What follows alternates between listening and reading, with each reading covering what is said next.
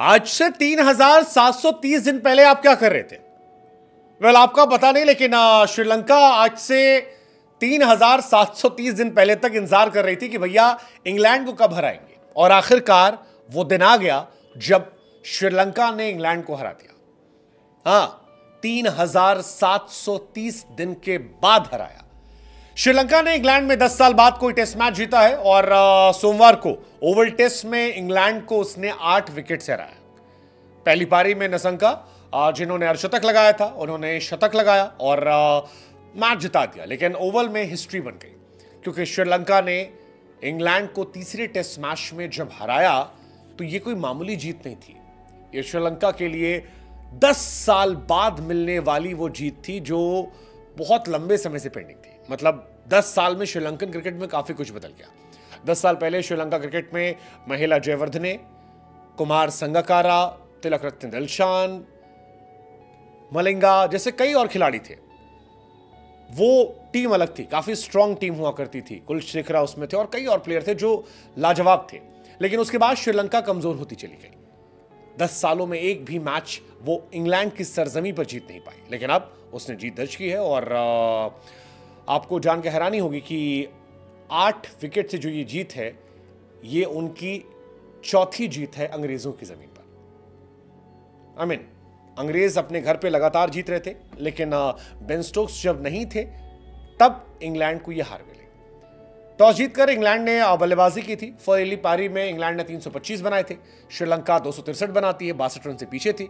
लेकिन second inning में England जो है वो घुटनों पे आ गई, 156 रन पर ऑल आउट हो गई, और इससे श्रीलंका को एक छोटा टारगेट मिला 219 रनों का। श्रीलंका ने इसके बाद चौथे दिन केवल 2 विकेट खोकर इस टारगेट को आसानी से हासिल कर लिया। 40 ओवर में 219 रन, काफी तेज तर्रार पारी जो है वो खेली गई, और उसकी वजह से इन्हें यह फायदा हुआ। सनत जयसूर्या, जिन्होंने हेड कोच के तौर पर शुरुआत की थी, उनके लिए शानदार शुरुआत है, क्योंकि उन्होंने इंडिया को ओडीआई सीरीज में हराया और अब इंग्लैंड को टेस्ट सीरीज में हराया। जयसूर्या अपने जमाने में लेजेंड हुआ करते थे, और जब से लौटे हैं तब से श्रीलंका को फिर जीतना उन्होंने सिखा दिया है। श्रीलंका ने आखिरी बार 2014 में लीड्स में इंग्लैंड को हराया था, तब टीम ने 1-0 सीरीज जीती थी। लेकिन इसके बाद से श्रीलंका लगातार हारती रही, और इस बार भी इंग्लैंड लगातार उसे हरा रही थी। पहला टेस्ट मैच 5 विकेट से, दूसरा टेस्ट मैच 190 रनों से, तीसरे टेस्ट मैच में श्रीलंका हावी हुई और चौथे दिन मैच खत्म कर दिया। हालांकि इस मैच में श्रीलंका ने शुरुआत भी अच्छी की थी। मतलब पहले सेशन में भी अगर आप देखेंगे तो 94 for 1 था। उसके बाद निशंका और मेंडिस ने इस पारी को शुरुआत की और बढ़िया खेला, दोनों ने बढ़िया खेला। निशंका जो थे वो सेंचुरी लगाया, जबरदस्त पारी थी। एंजेलो मैथ्यूज बाद में उनका साथ देते नजर आए। निशंका 100+ का स्ट्राइक रेट मेंटेन कर रहे थे, और अच्छी पारी थी। मतलब टेस्ट क्रिकेट में अगर आप 107 गेंद में 100 मारते हैं तो फिर ये अच्छी पारी होती है, वनडे वाली पारी होती है, और यही कमाल था। सेंचुरी लगाने के बाद ओली स्टेन को 2 छक्का भी मारा उन्होंने। मैथ्यूज के साथ थर्ड विकेट के लिए 111 रन की नॉट आउट पार्टनरशिप थी, और इस वजह से श्रीलंका जो है ये मैच जीत गई।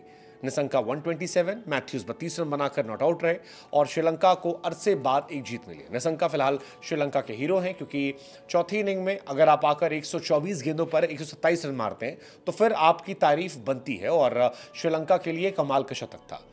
हालांकि निशंका जो है वो लगातार अच्छा खेले थे। फर्स्ट इनिंग में अगर आप देखोगे श्रीलंका भले ही फ्लॉप हुई थी, लेकिन निशंका 64 रन बनाए थे 51 गेंदों पर, स्ट्राइक रेट 100+ था।